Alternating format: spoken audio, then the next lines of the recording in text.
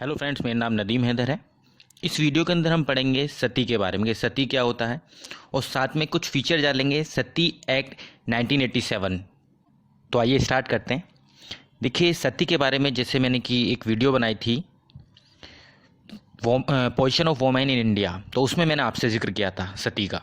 तो अब उस सती के बारे में बात करते हैं। उसमें वहाँ पे मैंने आपको शॉर्ट में समझाया था कि सती क्या होता था। पहले टाइम पर क्या करते थे कि अगर किसी वोमेन के हस्बैंड की डेथ हो जाती थी तो उस वोमेन को भी उसके हस्बैंड की जो डेड बॉडी होती थी उसी के साथ जला दिया जाता था या फिर दबा दिया जाता था। तो इस प्रोसेस को जो ही सती कहा जाता था। तो अब जान लेते हैं कि जो सती प्रिवेंशन एक्ट 1987 है उसके अंदर सती का क्या मीनिंग बताया है कि सती क्या होता है, तो उसके अकॉर्डिंग जान लेते हैं।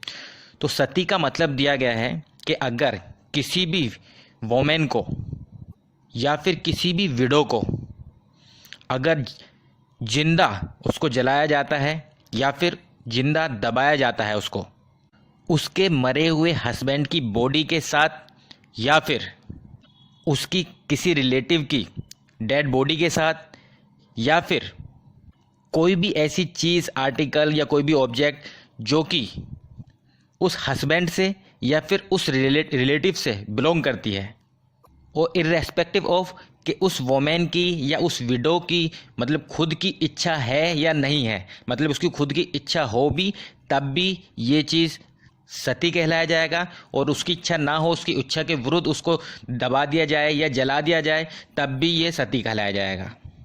तो ये सती है। तो ये सती एक्ट जो बनाया, सती प्रिवेंशन एक्ट 1987, इसका मेन पर्पज़ यही था कि जो ये सती प्रथा थी इसको ख़त्म करना। क्योंकि अगर देखा जाए ये सीधा सीधा वोलेंस है वोमेन के अगेंस्ट। भाई आप किसी की लाइफ को मतलब सीधा एकदम राइट टू लाइफ ही ख़त्म कर रहे हो आप उसको, क्योंकि इस वजह से क्योंकि उसके हस्बैंड की डेथ हो गई है या किसी उसके रिलेटिव की डेथ हो गई है तो इस वजह से उसको भी मार दिया जाए, उसके साथ साथ उसको भी जिंदा जला दिया जाए या उसको भी दबा दिया जाए। तो इसलिए इस वोलेंस को ख़त्म करने के लिए जो सती एक्ट है उसका निर्माण किया गया, उसको इन्फोर्स किया गया और जो सती एक्ट था इसको पनिशेबल बनाया गया। अब बात करते हैं इसके कुछ फीचर्स की कि इसमें क्या विशेषताएं थी इस एक्ट की। तो पहली विशेषता, पहला फीचर यही था, जैसे मैंने आपको बताया कि इस एक्ट को अगर कोई भी पर्सन कोई भी ऐसा एक्ट करता है ग्लोरिफिकेशन ऑफ सती का, तो उस केस में उसको पनिशेबल बनाया गया और उस पर्सन को इम्प्रिजमेंट जो मिलेगी वो इम्प्रिजमेंट 1 साल से कम नहीं होनी चाहिए और वो 7 साल तक एक्सटेंड की जा सकती है, और साथ में उस पर्सन को कम से कम 5,000 का फ़ाइन देना पड़ेगा और जो कि एक्सटेंड जो है 30,000 तक किया जा सकता है वो फ़ाइन।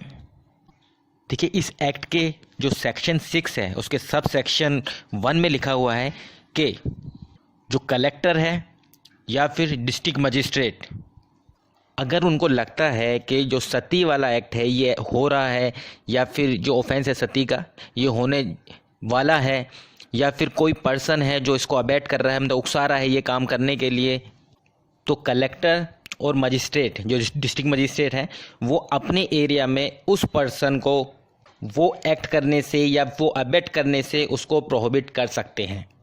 तो उनके द्वारा वो पर्सन जो है प्रोहिबिट किया जाएगा, कलेक्टर के द्वारा और डिस्ट्रिक्ट मजिस्ट्रेट के द्वारा।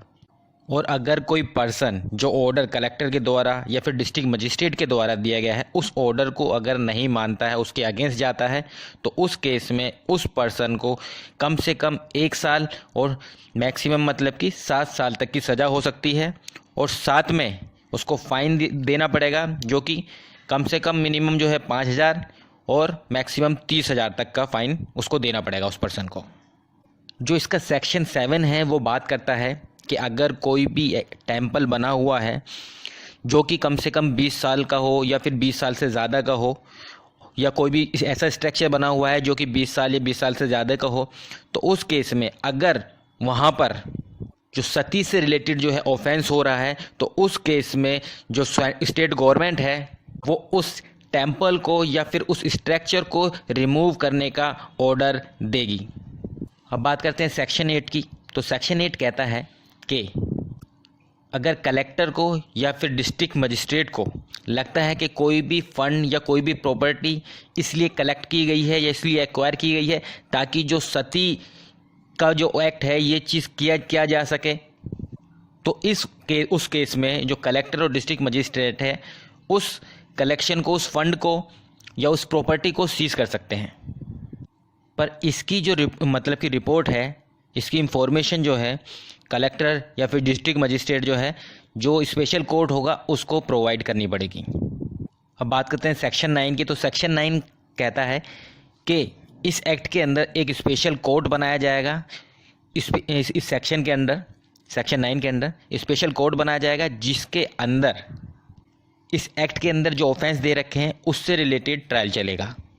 और जो सेक्शन 10 है वो सेक्शन 10 कहता है कि जो स्टेट गवर्नमेंट है उस स्पेशल कोर्ट के लिए, हर स्पेशल कोर्ट जो बनाया जाएगा उसके लिए एक स्पेशल प्रोसिक्यूटर अपॉइंट किया जाएगा। और उस जो स्पेशल प्रोसिक्यूटर होगा उसकी क्वालिफ़िकेशन ये होगी, एलिजिबिलिटी ये होगी कि वो कम से कम उसने 7 साल के लिए जो है एडवोकेसी करी हो, एडवोकेट रहा हो, प्रैक्टिस करी हो। अब बात करते हैं बर्डन ऑफ प्रूफ किस पे रहेगा। देखिए, जो भी पर्सन जिसके ऊपर ये एक्यूज्ड जो पर्सन है, जिसके ऊपर ये कहा गया है कि इसने ये ऑफेंस किया है, तो ये बर्डन ऑफ प्रूफ उसके ऊपर होगा। उस पर्सन को ये चीज़ प्रूफ करना पड़ेगा कि उसने वो ऑफेंस कमिट नहीं किया है। तो बर्डन ऑफ प्रूफ जो है एक्यूज्ड के ऊपर होगा। तो इस वीडियो में हमने जाना सती के बारे में बहुत ही शॉर्ट में। Thank you. हेलो फ्रेंड्स, मेरा नाम नदीम हैदर है। इस वीडियो के अंदर हम पढ़ेंगे सती के